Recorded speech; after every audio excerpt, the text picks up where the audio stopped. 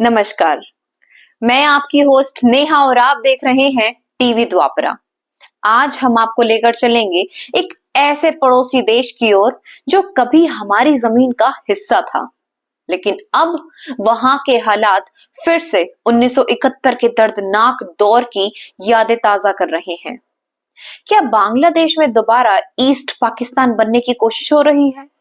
क्या पाकिस्तान अपनी खोई हुई औपनिवेशिक संपत्ति को वापस हासिल करने की साजिश रच रहा है? ये सवाल आज बेहद प्रासंगिक है। आइए तथ्यों के साथ इस पूरी साजिश की परतें खोलते हैं।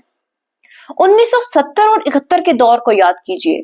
उस समय भी बांग्लादेश जो तब ईस्ट पाकिस्तान कहलाता था, हिंसा, उत्पीड़न और राजनीतिक अस्थिरता की आग में जल रहा था। क्या आज बांग्लादेश के हालात 1971 से अलग हैं? जरा गौर करेंगे तो आप पाएंगे कि वहां अस्थायी सरकार सत्ता में है। राजनीतिक रूप से चुनी गई सरकार को काम करने ही नहीं दिया जा रहा। अल्पसंख्यकों और असहमत आवाजों पर जुल्म और बर्बरता चरम पर है। क्या यह सब संयोग है या इसके पीछे एक सोची समझी साजिश है? बांग्लादेश में समाज में धार्मिक कट्टरता की जड़ें 1986 से डायरेक्ट एक्शन डे से कितनी गहरी है, इसे नजरअंदाज नहीं किया जा सकता। आज भी वही कट्टरपंथी ताकतें सिर उठा रही हैं। 1971 में नरसंहार में अल्पसंख्यकों को सबसे ज्यादा निशाना बना गया था। क्या इस बार भी वही कहानी दोहराई जा रही है? अब सवाल उठता है कि बांग्लादेश की इस अंतरिम सरकार को चला कौन रहा है? नाम तो नोबेल पुरस्कार विजेता मोहम्मद यूनुस का है, लेकिन क्या वह केवल एक मुखौटा है? क्या बांग्लादेश की असली ताकत चीफ एडवाइजर के हाथों में है? खबरें हैं कि उनके परिवार तक को लेकर विवाद खड़ा हो रहा है। उनकी बेटी पर शराब पीकर गाड़ी चलाने के साथ और अपनी साथी के साथ झगड़े के आरोप है। यूनुस का खुद कट्टरपंथी संगठनों के साथ जुड़ाव चर्चा में है। क्या ये सब उस योजना का हिस्सा है जिसके जरिए सेना खुद को अंतिम रक्षक के रूप में पेश करेगी? अब बात करते हैं भारत पर पड़ने वाले प्रभाव की। क्या बांग्लादेश के मौजूदा हालात हमारे पूर्वोत्तर को अस्थिरता करने की कोशिश कर रहे हैं? 1971 से पहले पूर्वोत्तर में विद्रोही संगठनों को ईस्ट पाकिस्तान से समर्थन मिला था। बांग्लादेश बनने के बाद मिजो विद्रोह 1973 में खत्म हुआ। अब फिर से वही खेल खेला जा रहा है।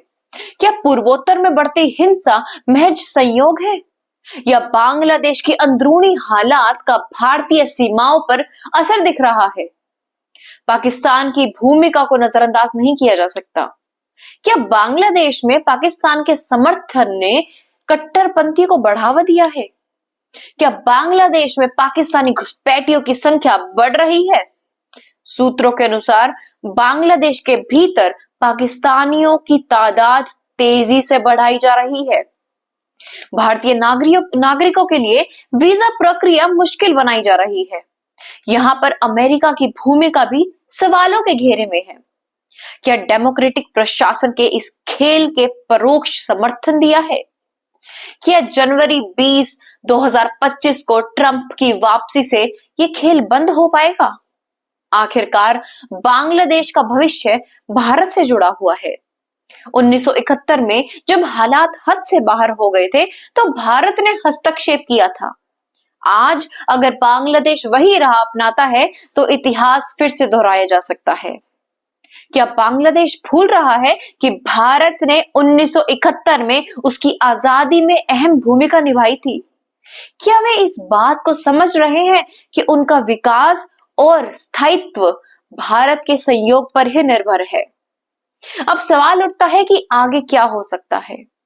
16 दिसंबर जब बांग्लादेश अपनी आजादी की 53 वर्षगांठ मनाएगा, उस दिन क्या नया मोड़ आ सकता है? क्या भारत के राजनीतिक मिशनों पर हमला किया जा सकता है? क्या बांग्लादेश के भीतर अशांति पैदा कर 1971 जैसी परिस्थिति को जन्म देने की कोशिश होगी? भारत को इस पूरे घटनाक्रम को नजदीक से देखना होगा हमें न केवल अपने पूर्वोत्तर क्षेत्र की सुरक्षा सुनिश्चित करनी है, बल्कि यह भी सुनिश्चित करना है कि बांग्लादेश की जमीन का इस्तेमाल भारत के खिलाफ ना हो।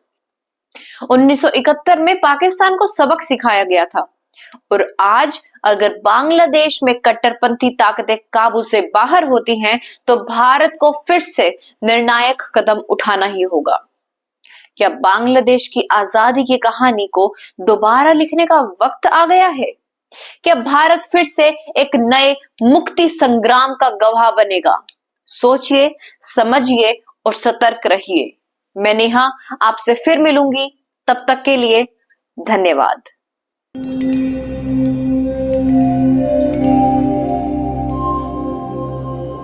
टीवी द्वापरा, संभवामि युगे युगे। अगर ये प्रोग्राम आपको अच्छी लगी तो लाइक, शेयर और कमेंट करें। टीवी द्वापरा के प्रोग्राम्स को हमेशा देखने के लिए सब्सक्राइब करें, बेल आइकॉन दबाएं।